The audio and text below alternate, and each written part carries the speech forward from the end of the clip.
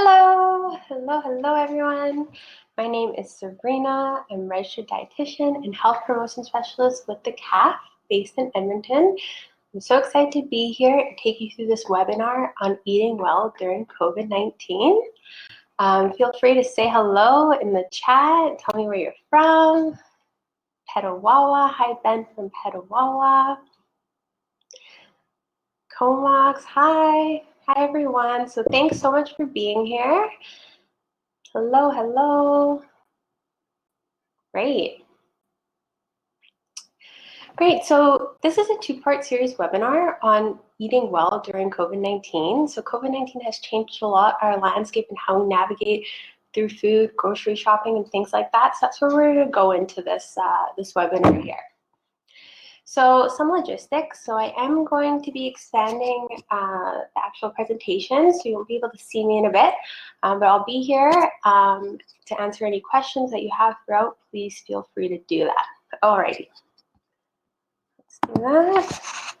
So before we get started, I just wanted to go over some logistics. So the presentation you're about to view is the intellectual property of the Department of D&D. Any reproduction or retransmission of the slides contained in this presentation is strictly forbidden. Some of the topics discussed in this webinar may be of sensitive nature and not appropriate for children. We ask for parental discretion. Please understand that people's stories are theirs alone to tell, and anything that is shared by participants in this webinar, either on camera or in the chat, is not to be discussed outside the webinar. So I won't be activating your guys' cameras or microphones, but the chat is for you guys to ask questions or communicate or anything like that.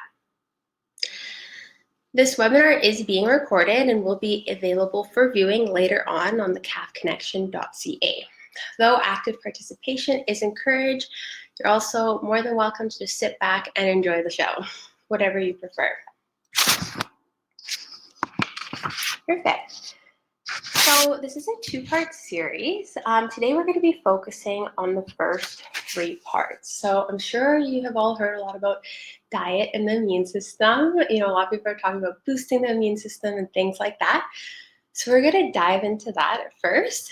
Then we're going to talk about navigating grocery shopping. So it's a different food environment, doing so in a safe way that protects yourself, the workers, and other people grocery shopping. Then we're also going to go into food safety today. And with the grocery shopping, we're going to talk about those longer shelf life items and things like that you could be buying. And then part two will be the last two parts, cooking with those longer shelf life items and tips for eating well while at home. So a lot of us working from home, we're spending a lot more time at home and developing healthy patterns so that we're nourishing our body, mind, and spirit in a way that promotes health. So I'd like to get to know you guys more, and I'll insert our first poll question. So you're going to have several of these throughout our workshop to make it a little more interactive. So please note that any identifying information is removed from poll responses prior to analysis. So let me pull up the first one. There you go. So what is your affiliation with the CAF community? Serving member, veteran, family member, civilian employee, or other?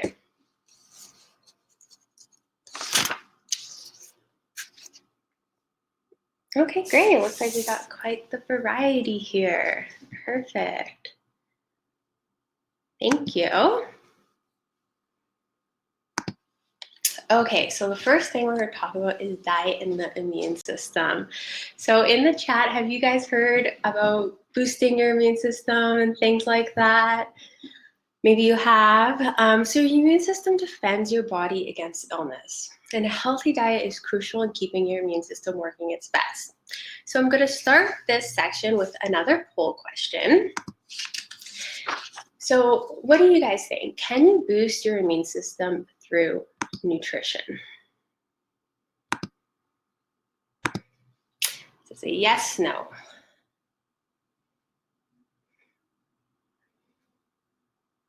Yay, okay, yes. Okay, this is a trick question, but don't worry, it's the only trick question you'll be getting. So no, but you can support it. So when we're talking about boosting the immune system, this isn't actually something that we want, because a boost in your immune system would actually mean that it is overactive. And that's what causes what we call autoimmune disease, where the immune system mistakenly attacks healthy cells in your body. So what you can do, however, is support it. No, you weren't all wrong. It just sounds so much funner and more exciting when you're communicating, eating in a way that supports the immune system. When you say, is anyone having volume issues? Can everyone hear me? I just see in the chat somebody.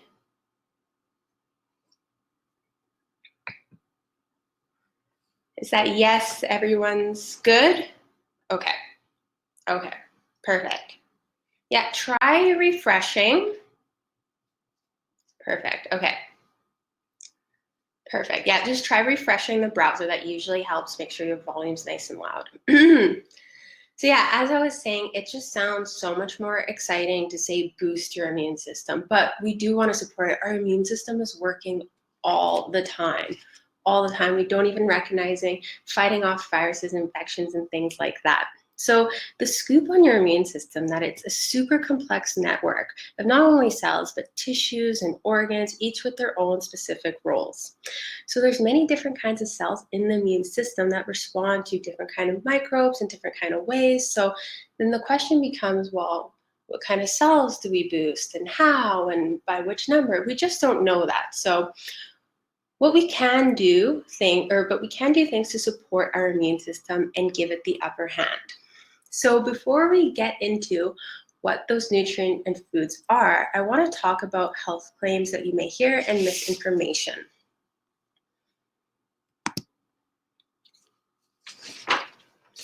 So with the COVID-19 outbreak, people around the world are being bombarded with nutrition advice, especially related to the immune system. So you don't have to go far to hear or read something that can boost your immune system and help fight off COVID. So health claims on food are regulated by Health Canada in accordance with the Food and Drug Act. So vague claims such as support immune functions are not permitted. However, there are two specific statements that are validated by scientific evidence and approved by Health Canada. So these include vitamin A contributes to the normal functioning of the immune system, and zinc contributes to the normal function of the immune system. So I want to emphasize here, it's the normal functioning, supporting it to do its best, what it's meant to do. So how do you spot misinformation? So I want to give you 4 quick tips to spot information. So the first thing is a person promising a quick fix. That magical cure that's just going to fix all your problems. If it sounds too good to be true, then it likely is. So are they trying to sell a product? Do they have, that zinc supplement or a certain kind of supplement that they're trying to sell? Instead of educating you on the kind of foods that you can be incorporating into your diet to make sure that you're getting those nutrients that are going to support your immune system, right? And then what are the person's qualifications? So are they based on research? Are they using a personal experience to sell a product or something like that? Are they even just a wellness influencer or an alternative medicine practitioner? So it's really important to know who you're getting your information from. So dietitians like myself are university-trained, regulated health professionals, and we base our advice on the best evidence-based information available. So you just always want to be curious who's giving you that information. So now, dietary nutrients in the immune system. So here I've just highlighted a few, but I really want to emphasize that there is no one food or supplement that can prevent illness. But what it can do is can help support your immune system by including these nutrients in your overall eating plan on a regular basis. So it's so easy for us to get caught up into one nutrient. Oh, okay, I gotta get this nutrient. But what you're gonna see here as I go through these nutrients is that it's a variety of food, right? So that's what we'll go into. I'll tell you what we're discussing, how it kind of relates to the immune system briefly, and then some food sources for that. So vitamin A. So vitamin A helps regulate the immune system and protect against infection by keeping the skin and tissues healthy. Okay, so we're gonna get vitamin A in various foods, things like sweet potatoes, carrots, broccoli, bell peppers, apricots, things like that. So vitamin C, a powerful antioxidant, it supports the immune system by stimulating the formation of antibodies. So vitamin C, we get this from a lot of citrus foods, red bell peppers, tomato juice, things like that. So vitamin D, so there's a lot of vitamin D receptors have been identified on a number of immune cells. Vitamin D acts as a regulator of the immune system, suppressing the overexpression of pro-inflammatory cells. Okay, so vitamin D, you're gonna get that from your fatty fish, salmon, sardines, egg yolks, milk, fortified milk alternatives, and of course, the sunshine. In Canada here, we don't get as much sun as some other places that are more southern. As we get older, our body becomes less efficient at converting the sunlight to vitamin D. So Health Canada recommends people over 50 years old take a daily vitamin D supplement. Highly encourage you to speak to your primary care physician or a registered dietitian prior to taking any supplement for anything. Okay, so vitamin E. Vitamin E protects the immune cells from oxidative damage. So we get vitamin E from sunflower seeds, almonds, some more fats like vegetable oils, peanut butter, things like that. Zinc. So zinc helps the immune system work properly and helps heal wounds. So we get zinc from a lot of animal sources like meat, poultry, seafood, whole grain products, beans, seeds like chia flax, nuts, cashews, pecans, things like that. So another nutrient I wanted to highlight here is magnesium. Magnesium is an important nutrient. Many Canadians are actually deficient in it, and magnesium status is highly associated with stress levels. So during COVID and all the uncertainty, a lot of people's stress has been really elevated, and it does relate to magnesium status. So stress has been shown to be associated with an increased urinary magnesium excretion. So prolonged periods of stress can result in magnesium deficiency. So we want to make sure, that we're getting enough magnesium in our diet. So these includes legumes, nuts, but the highest would be Brazil nuts, almonds, seeds, fish, leafy greens, so like your spinach, Swiss chard, pumpkin seeds, also very high in whole grains. So like I said earlier, it's easy to get caught up and just think of one thing that you really want to focus in. But did you notice here how the variety of food? There's dairy, there's fruits and vegetables, there's nuts, So how do you take all this information and eat in a way to support your immune system?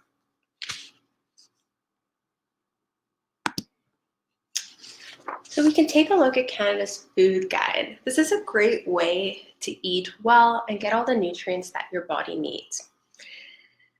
So this food guide came out in 2019. I'm just going to do a really quick overview of the food guide. However, if you are looking to get more information on this, my colleagues across Canada have done some phenomenal webinars going into great detail on the food guide. So my encouragement for you, if you want to learn more about this, would be to watch those ones.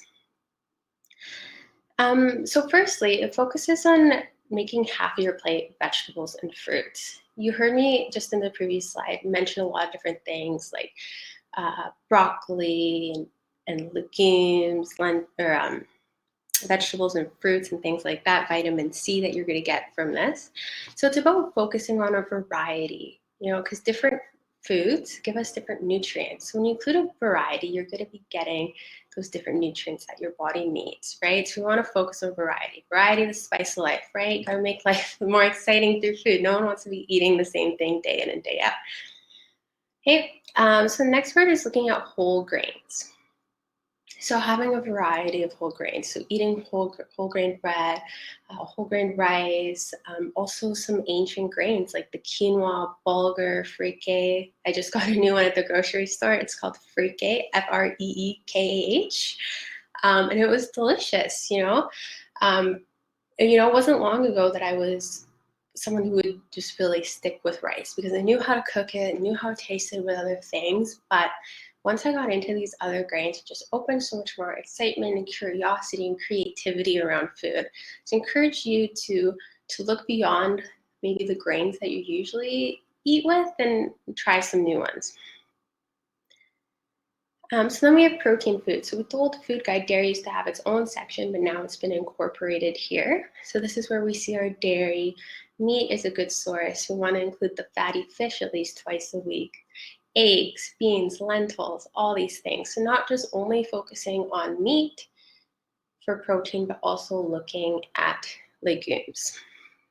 And then lastly, making water your drink of choice. So we are about 65% water. So we need to replenish ourselves, give ourselves a lot of water.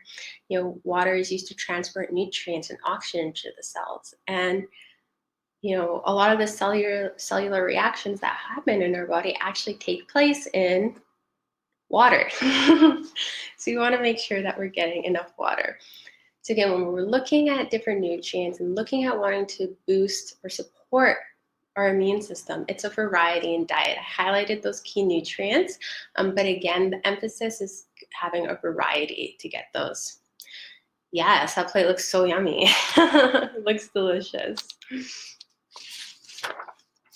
So now I have a question for you guys, and you guys can answer it in just the chat here. What else can you do to support your immune system? What else can you do to support your immune system? Exercise, sleep. Yes, regular sleep. Yeah, sleep and exercise, yes. Self-care, yes. Supplements. So I always say when it comes to supplements, I always say food is king. Like we want to be getting our nutrients from food. And then when we need to hence supplement our diet, that's when we want to get those supplements in. You talk to your primary care physician or your dietitian. Avoid lots of alcohol and caffeine, less stress. Oh, great. You guys did phenomenal. Vitamin D. Yeah, so vitamin D, like I said earlier, if you're over 50, Health Canada recommends to take a supplement. You can speak to your dietitian about getting that. Yeah, if you're not getting enough sun or in the food. So yeah, thanks, Kate, for asking that. So yeah, you guys said that physical activity contributes to overall health and a healthy immune system. Don't smoke. Adequate sleep, so getting that consistent, nice sleep. Minimize stress, so developing those good coping strategies. Again, my colleagues across Canada have developed some great webinars on stress, and I highly encourage you to attend those if you'd like to learn some more skills on that. Wash your hands often. Take proactive steps in avoiding infection. Wash your hands, lukewarm water for 20 seconds. If you're drinking, follow Canada's low-risk drinking guidelines. So that's 10 drinks a week for women with no more than 2 drinks a day most days, and 15 drinks a week for men with no more than 3 drinks a day most days. And of course, that includes having non-drinking days. Yeah, avoid excess cannabis. Yeah, so water, of course, we want to be able to stay hydrated, right? So our body is mostly water. If we're dehydrated, our cellular reactions are going to have some more challenging. So we definitely want to make sure that we're getting enough water. Great question, Kate. Can you overhydrate? Yes, you can. So what's a good way to check that is the color of your urine, right? Is if it's clear, then you're drinking too much water. If you're going to the bathroom very frequently, then you might be having too much water. So you want there to be a slight lime tint to it. Yeah, there's such thing as too much of a good thing. Great questions, guys. So now I'm going to switch over and talk a little bit about safe grocery shopping. So I'm going to do another poll question here. We're going to do kind of like a pre and after. So I want to ask you guys, how often did you go grocery shopping pre-COVID-19? So 2 or more times per week, once per week, once every 2 weeks, once every 2 or 3 weeks, or did you order online?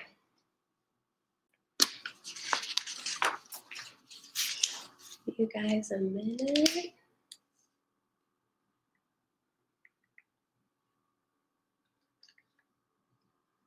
Okay, so a lot of people were mostly once a week, 2 or more times, once every 2 to 3. Great.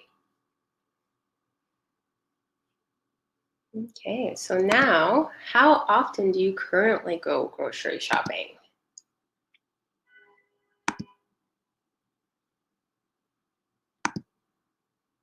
So I did have to take the 2 or more times. If you are still doing that, you just put in the comments. I can only fit in a certain amount. So once per week, once every 2 weeks, once every 2 to 3 weeks, once every 3 to 4 weeks, or are you now ordering online?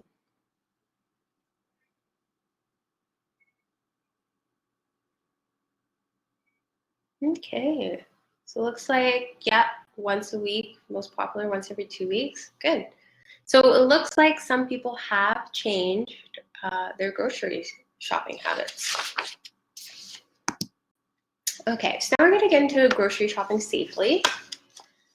So currently, there is no evidence that food is a likely source or route of transmission of COVID.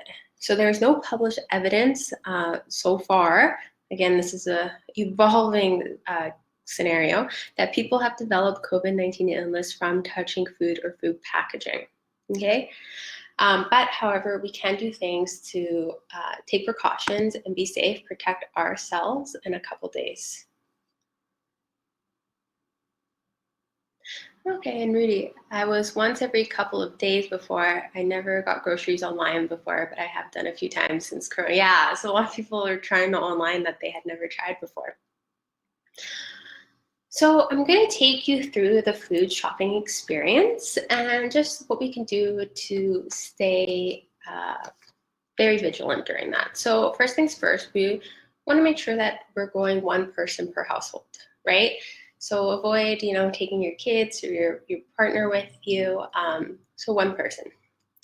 So use hand sanitizer at the entrance. So one thing I want to emphasize is I'm very fortunate. I live beside 3 grocery stores. So I kind of scoped them out all early at the beginning and noticed their practices. And I go to the one now that I feel has the best practices. So keep that in mind when you go get your groceries if you're fortunate to have that kind of selection. But look for ones that have good practices like making hand sanitizer and wipes available at the front. So you do want to use hand sanitizer at the entrance, okay? And if wipes are available, you definitely want to wipe down the cart. I know a lot of grocery stores are actually doing that themselves. So you come in, offer you hand sanitizer, and the cart is there already, all ready to go. The greatest risk of contracting the virus when shopping is from actually touching the cart or the basket. So we want to make sure that that is sanitized. Yes, so I will get into that. So yeah, use your own clean reusable bags. So some stores have banned that. That's fine. Use the ones that provided at the store. I just wanted to emphasize here too that you're cleaning them, right? So soap and water to clean them, or diluted bleach and letting them air dry. This is just a good practice regardless if it's COVID. A lot of people don't have that practice of regularly cleaning their reusable bags, but if you're not cleaning them after every use, then get the bags from the grocery store. So keep your distance. from other people working, other shoppers. So you want to make sure that you're keeping that 2-meter distance. So avoid touching your face. So avoid touching your nose, your eyes. If your face is scratchy, just avoid doing it while you're there until you've gotten home, you've washed your hands. Also, only touch what you're going to take. Unfortunately, right now is not the time to be, squeezing, touching every single tomato to find which one is the right one for you, unfortunately. So just be very cognizant of that. You're not touching a lot of things. So use hand sanitizer when exiting the store, if available again. And you want to wash your hands once you get home. So but I have to pick it up to read the labels. Oh yeah, no, that's fine. Go ahead and pick it. I just mean like if you're at the produce section, you're touching a bunch of different fruits to pick one, just pick what you need. And yeah, if you need to read labels, that's great that you're taking the initiative and reading labels. But if you're going to take it, then just take that one. If not, just put it back.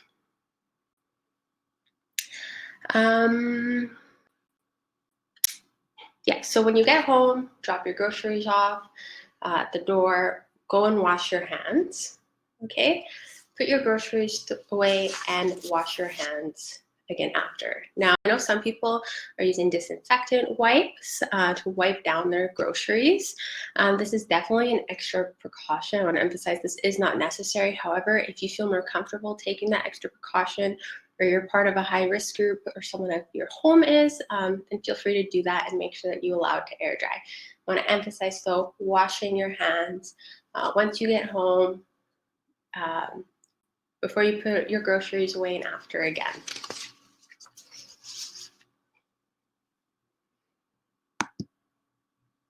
Okay.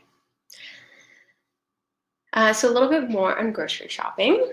So prepare a shopping list. So this is great to do. Look ahead of what you're going to cook. This is going to minimize your time spent in the store. It's going to help you not spend more money buying things that you don't need, and also going to help reduce with food waste, right? You're not going to be looking just to buy things. And you see in this image all the empty shelves. Panic buying was definitely a thing when this all started. But I think a lot of people have stopped doing that. So now you probably are seeing more food items.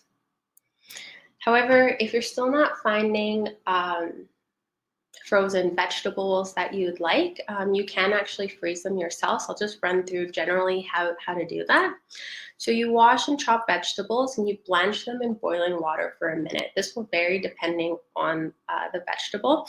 Then you immediately place them under cold running water to deactivate the enzymes that lead to the spoilage. So then you let the water drain a bit, and then you place it in an airtight plastic freezer bag and label it with the date. So vegetables with a higher water content like lettuce, tomatoes, cucumbers, those aren't going to freeze well. But other things like broccoli, asparagus, carrots, Brussels sprouts do freeze quite well. So those are usually good for celery would be more water-based, so I would say no for that one. So those are usually good for 8 to 12 months. Yeah. Okay. And senior hours. So speaking with my neighbor while maintaining social distance, she told me she was never happier to be a senior because of those senior hours. So if you're a senior, utilize those senior hours that a lot of stores are doing the first hour. Avoid peak hours and go for less busy hours. I was going before like usually midday, but I ended up going last week an hour and a half before closing because I had to get a few things. And it was actually great. It was really quiet. Everything was stocked. They were getting ready for the next day. So play around with that and going less busy hours. So a lot of people were buying those longer shelf life items when COVID happened. So you tried to find beans, they were all gone. Pastas were super limited. The grocery store I went to had signs for how many things you could take of certain items. But it is good to have these foods on hand, and we're going to kind of go through what those foods are here. So it's easier on the supply chain and your wallet if you gradually build up these items. So these items are super versatile, easy to cook with, and they can add a lot of nutrition to your meals. So firstly, some dried pasta and some grains. So going back to the Canada Food Guide, I mentioned, trying out some other grains, um, having a variety on hand. So not just your pasta and your rice, but, try some quinoa, some wild rice, bulgur. I'm a little biased because I love bulgur, but any kind of grain that you like. Some canned sauces, right? Some tomato sauces and long shelf life. You could do a lot with these. So a lot of these items that I'm mentioning here in part 2 of the webinar, I'm going to be talking about how we can take these items to make some delicious, nutritious meals. So canned or frozen vegetables. Some people think that canned frozen vegetables aren't as nutritious, but they are. They're often picked right at their peak nutrition and either frozen or canned at that time. I have canned beans there, but I really mean legumes, lentils, chickpeas, peas. Oils are great. Having nut butters, longer shelf life produce. So some root vegetables are going to last longer. These include things like your carrots, your turnips, potatoes, beets, and other vegetables like cabbage, broccoli, and cauliflower. These all have longer shelf lives. And also when we look at fresh fruit with a longer shelf life, we're thinking apples, melons, oranges, and grapefruits. And frozen and canned meat, fish are great options. Even at my grocery store, I was looking more into the frozen fish. I found some great deals that I had never noticed before. You get a big pack of frozen salmon for a phenomenal deal. That's what I've been getting, and will continue to get after this because it's a really great deal, and it allows me to get that fatty fish in twice a week while still watching out for the budget. Okay, so now we're going to talk about food safety. We talk about the grocery shopping safely, boosting immunity, and now we're going to talk about food safety. And these are practices that we should be taking on regardless of the time. So, like I had discussed before, we want to wash our hands with warm water for at least 20 seconds before and after handling food and food packaging. Okay, so that's first thing. So, and we also want to use water to wash our fruits and vegetables. So some people I've seen online have been recommending using soap to wash fruits and vegetables. But I want to emphasize that we definitely don't want to do that because the fruits and vegetables actually take in those chemicals, and it is definitely not recommended to lead to vomiting or diarrhea. So we definitely want to be cleaning our produce with water. And you can use a clean produce brush to scrub items that have more firmer surfaces. Okay.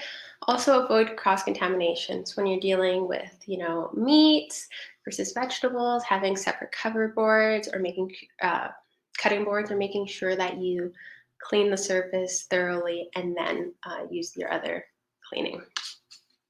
And things like canned goods and canned lids, anything that kind of penetrates the surface, you can give that a nice little clean, a little rinse before opening it up. And also, when you're reheating food, make sure that it's cooked to a temperature of at least 74 degrees Celsius or 165 degrees Fahrenheit.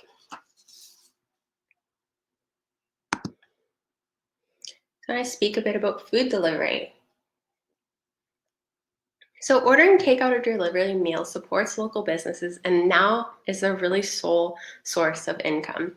So getting food delivery, supporting your local businesses is something great.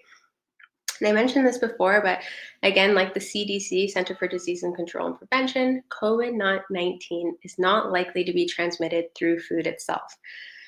Any risk would more likely come from close contact with the worker delivering the food. So that's why we want to use the contactless payment and delivery. We want to wash our hands after handling the package and after taking the food out. So my sister and her husband do this phenomenally. One of them will go get the package on the front step. He will open it with his hand. My sister, with her clean hands, will scoop in there, take out the food, put it on the plates, and they will both wash their hands and discard the packaging. Yeah, so it's a great way to support business. Just again, washing your hands is one of the best things that you can do. So we're going to wrap this up soon. If you have any more questions, please feel free to put them in. So next time we will be going into what are we going to do with these longer shelf life foods that maybe you bought in excess at the beginning, no judgment. But what are you going to do with those beans, lentils, and things like that? We're going to get some creative ideas, and then we're going to talk about tips for eating well. And just to summarize what we talked about, so eat well, right? It is so easy for us to hear about a nutrient that is going to boost or support our immune system and get caught up in it. But how you support your immune system and making sure that it's at its peak and is going to do its job is staying hydrated and eating a variety of food. Like I mentioned, there was no one food that was really highlighted. You know, you're getting your vitamin A from multiple different foods. You're getting your vitamin D from different foods and things like that. So practice safe grocery shopping and food safety, washing your hands often, and those other things that are going to support your immunity that you guys shared. Physical activity, exercise, sleep, self-care, minimizing stress. These are all things that you can do that are going to help support your immune system. So I'll let you guys, before we end, I do have a couple more poll questions. Don't want you guys sneaking off yet. So feel free to put in any questions while I go through the rest here. So I do want to share some resources with you guys. So the Canadian Forces Member Assistance Program, this is for members and their family, and this provides short-term counseling services. Canada's suicide hotline number, information on COVID-19, canada.ca/coronavirus. They have lots of information on food safety and the development of coronavirus. I highly recommend that website.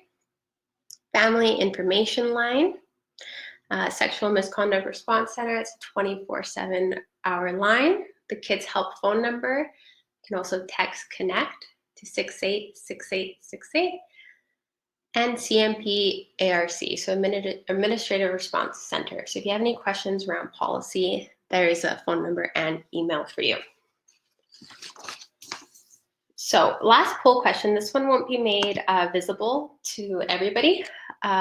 So I feel I can apply what I've learned today in my daily living.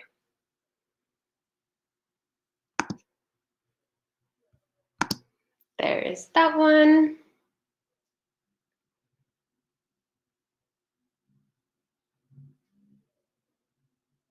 Give you guys time to answer that, and then there'll be one more.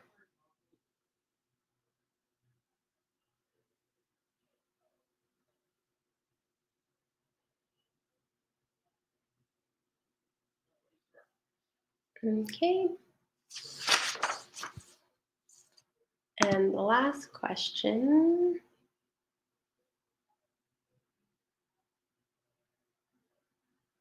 Okay, I think I'm waiting on one more, but that's okay. We'll move on. Okay.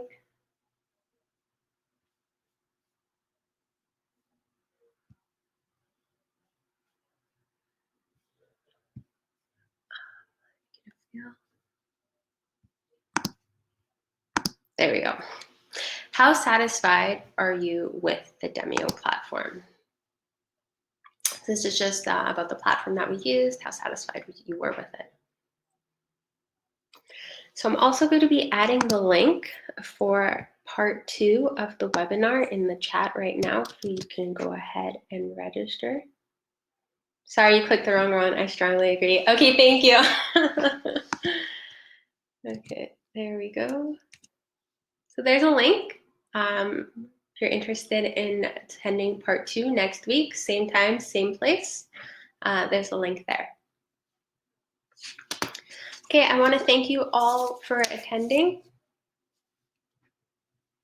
You kind of prefer the format over going in for 2 hours. Oh, good. Yeah, we're trying to keep them a little shorter. I know a lot of people have a lot going on at home. So, yeah. Thank you, Jessica. I'll see you for part 2. Okay, and I'll just leave this up for a few minutes for everyone to grab that link. Take care. Thank you so much for attending and your engagement. I really appreciated it.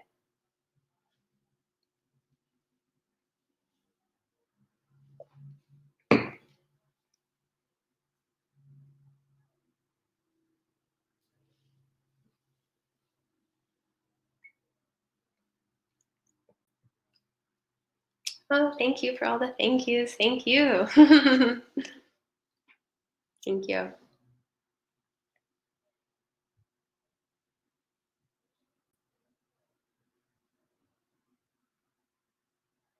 Mhm.